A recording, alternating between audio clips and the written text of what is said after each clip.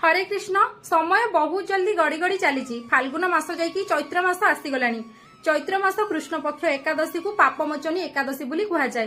जो माने भी एकादशी व्रत करूना से माने चैत्र मास कृष्ण पक्ष एकादशी आरंभ करंतु। मने रखंतु एकादशी व्रत 10 वर्ष रु 80 वर्ष भितर आपण आरंभ करि परिबे।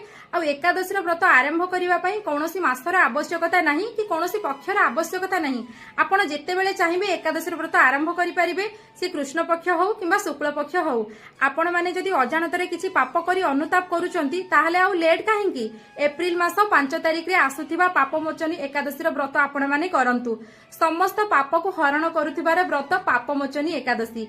एही व्रतर महिमा श्रीकृष्ण युधिष्ठिर को बुझाउचंती। नेक्स्ट वीडियो रे मु एही व्रतर महिमा आपनकु बुझेई देबी। मने रखंतु एप्रिल 5 तारिख पापमोचनी एकादशी व्रत आपण अवश्य करंतु। आ एप्रिल 6 तारिख निर्धारित समय रे आपण प्रारंभ